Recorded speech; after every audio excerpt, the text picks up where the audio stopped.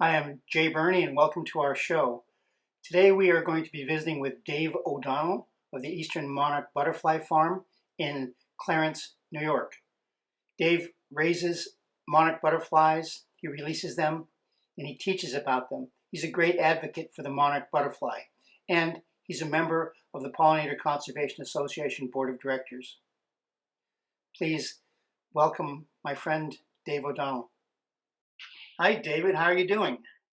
Good. How are you doing?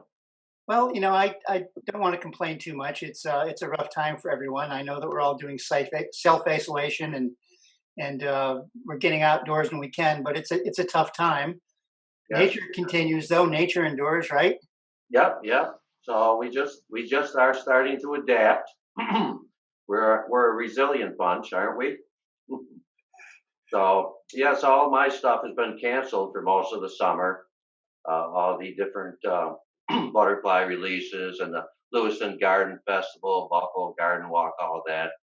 But I'll still be at the Clarence Farmers Market. Actually, I'll be there this upcoming Saturday. I'll have some milkweed plants and seeds and stuff like that. And this will be our first outing and see how that goes. So I hope you're going to wear a mask. Yep, I will wear a mask.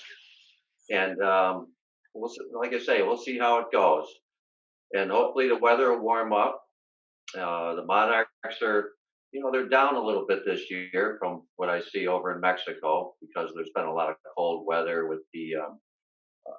like in the fall, there was a lot of storms and things like that. But they go up and down every year. But it looks like they're moving in the right direction in the last few years. Well, let's talk about the monarch a little bit. I mean, it's an iconic butterfly. Everyone recognizes its beautiful orange and black, and you're such Sure. a protector and advocate of conserving these butterflies. Why are these butterflies important? And tell us a little bit about what they do, what their life cycle is like. I know they migrate. It's a huge Yep. migration. Well, to me, they're important. I've been doing this over 20 years. I never thought I'd be doing this long, but um, they're very intriguing. Their whole life cycle, their iconic stature to just about everybody in the world recognizes a monarch butterfly. So they're a great ambassador, you might say, to the environment. And it really gets people outdoors again and wanting to contribute to the environment to save this iconic butterfly. Let's face it, if it was some other little insect, a spider, a beetle, people wouldn't care so much. But the iconic butterfly, people want to do what they can to help conserve and restore the population. And it gets people outside once again into the environment and noticing all kinds of new things which they might not have been out before. And that's one of the positive things about what's going on, I think, right now is more and more people are getting reconnected outdoors with nature. So I started raising the monarch butterflies before they were actually in such dire straits, just because I enjoyed doing it. And then it just kept growing and growing. And more people became interested in the monarch butterfly and the whole life cycle. And it's a great feeling for myself. I tell people, I feel like I've won the lottery, and the only thing that's missing is the money. Let's talk a little bit about the amazing life cycle, generational life cycles with monarch. I mean, we know they make these incredibly long migrations from North Sure. America, north of us here, into a Yep. mountaintop in Mexico. Can you describe that migration and those life cycles to us a little bit? Yeah. So, what we're trying to protect is the migration. There's monarchs all around the world, but we have the only and the greatest migration any place in the world of monarch butterflies. Climate change is going to affect that somewhat. Mild fir trees in Mexico and the warmer climate is going to probably change the migration a little bit. But the western monarchs they're kind of in more trouble. I think there's a lot more pesticides and habitat loss on the western side for western monarchs. Now, some of them actually migrate to Mexico too. Not all of them, but there are a few that do migrate. You're talking about the Western US, Western North Yes, the America, western Pacific Grove on kind the of. other side of the Rockies. Now they're starting to do studies to find out that really the western and the eastern monarchs are very similar, if not identical genetically. So that's good news for restoring the monarchs on the western side. If they got completely depleted, um, we could probably restore some of those. That's my feeling. What really amazes me is that this is not just a monarch butterfly that leaves our area and goes to Mexico and then comes back. There's a number of generations involved. How Sure, does that work? How do they find their way back even? well, there's lots of environmental cues that they go by when to migrate, but they tend to leave around the middle of September. They all don't migrate together. Big groups go, but there's always stragglers. We've seen them down at Times Beach, I'm sure, and even in late September, October, you'll see some stragglers around. But the majority of them migrate to Mexico. They all don't make it, of course. Some of them get hung up and don't make it through different storms. We've had a lot of tornadoes and hurricanes down towards like Texas and stuff that interferes. But the majority of them do hang out in the mild fir trees where they could withstand the winter. But if they get like really cold temperatures down there and sleet and rain, you could lose millions and millions of monarchs. But that's been happening for thousands of years. It goes up and down as far as the population. But now with human habitat or with the human um, increase in population and the habitat loss, it's harder for them to recover when they have a bad year like that. So a monarch butterfly that is born here, let's say at Times Beach, an egg is laid on a milkweed plant. The monarch Sure. develops through the chrysalis to the caterpillar through its various stages and then flies off. Does that same monarch make it to Mexico? That monarch will make it to Mexico if it was born in late August or September. The ones that you'll see, like the first generation coming up in May and June, they'll probably only live about 4 to 6 weeks, and before they expire, they will lay eggs for the next generation. So basically, it's one butterfly down, couple of generations coming back, and then they'll have another generation while they're here. So late August, early September is when you have what they call the super generation. If you look at the butterfly, it's actually a little beefier, a little bigger, and those are the ones that migrate all the way to Mexico. Maybe they fly maybe 100 miles a day, and then they roost at night in big groups and work their way down to the Mexican border. They show up around November 1st, and that coincides with the Day of the Dead, and they have a big festival and celebration for the monarchs because they believe it's their ancestors returning home. So they're very spiritual butterflies. So they all congregate more or less in a small mountainous region in Mexico. They don't go all over Mexico or all over No, South they don't go America. all. There's certain mountaintops. There's where they actually have habitats, and that's what they're trying to protect. Those different areas for the monarch butterfly. And unfortunately, the wood and the trees are sought after by Mexican people for lumber. So there's always that fight between lumber people, like the gentleman that got killed with the monarch sanctuary there. A lot of that, there's a lot of fighting going on between conserving the forest and the need to collect the wood.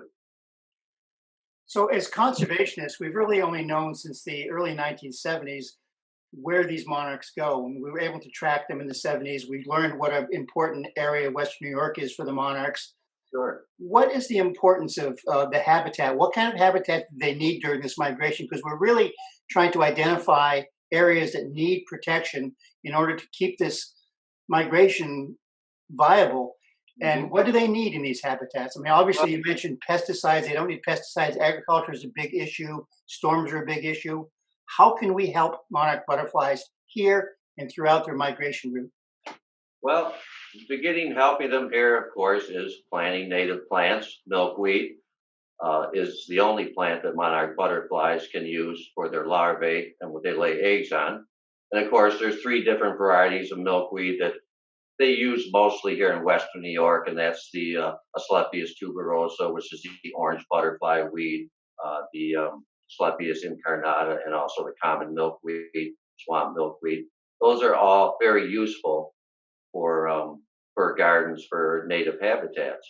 Now, swamp milkweed, of course, doesn't have the rhizomes, nor does the orange butterfly weed or the tuberoso, so they won't take over a garden area.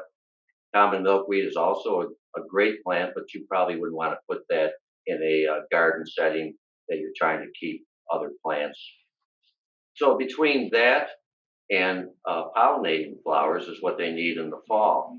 So you've heard of way stations and migration routes. So all the way down to Mexico, people plant pollinating flowers because they need the nectar for their trip also to Mexico. And important around here is things like goldenrod, purple asters that you see in the fall. Those are all plants that are needed for this super generation to hang out for a while here and beef up a little bit and then start heading south down to Mexico. So along the way, they're going to need a lot of food. And they have migration routes just like birds. So people will expect them a certain time of year and they can plant pollinating flowers for those. And they really don't want to hold them up by planting, some of those tropical milkweed plants. That's what you hear stories about people planting them. We don't want to prevent them from getting to Mexico by hanging out and laying eggs here in the United States. But my feeling is, as the weather and the climate changes, you might see a change in the migration. They might not see the need to go as far as Mexico. So we talk a lot about the fact that there are a lot of different kind of milkweed varieties in the Americas. Not all milkweeds are created equal. As you pointed out, the tropical milkweed, which is a plant that's sold sometimes in Western New York in plant areas, it's not appropriate for monarchs here. Sure, it's And not appropriate, nor will it. It's not a perennial. so no matter where you are on this migration route, it's important to know what the local native milkweed plants are. And if you're going to plant them to help them, you can look it up. You can Google it. You can talk to local conservation organizations. They'll help you learn what are the right ones to plant and what aren't. David, you've been doing this, as you said, for 20 years. Tell us a little bit more about your work. I know that you're at the Clarence Farmers Market. You sell milkweed. You talk about monarchs. You Sure. also do all sorts of educational things. Tell us about that. How does that? Yes, so I do a lot of presentations. Of course, the butterflies in general are very intriguing, and you can, no matter what side of the aisle you're on politically, people seem to love butterflies, which is an important tool for getting more people on board with the environment. So what I do is I do a lot of presentations, which unfortunately most have been canceled now. But what I do is just basically have PowerPoint and educate people not only on the monarch butterfly, but we segue into a lot of native plants as well, and conservation ideas and environmental practices to help reversing the pernicious effect that we have had on the environment as a species. Because, of course, we all need clean air, fresh water, and sustainable food source, and that is disappearing rapidly. And David, you're a great part of our Western New York and North American Great Lakes conservation community. We really appreciate that you're here. You have been here for these monarch butterflies and for people that love them. So thank you. And let's stay in touch. And it's good to see your yeah, face and good to hear your voice. yeah, And it's good to see you, and thank you for. Of course, we all know that you are responsible for the Pollinator Conservation Association, which I'm a member of, and we're doing great work, aren't we? Creating habitat gardens and increasing the awareness of native plants, along with the Native Plant Collaborative, and a lot of great organizations right here in Western New York that you can become a part of. we've both been involved in starting organizations and really getting this movement going for native plants and biodiversity and butterflies. And I thank you. We'll put up a tag. People can find out how to get in touch with you at the Eastern Monarch Butterfly Farm.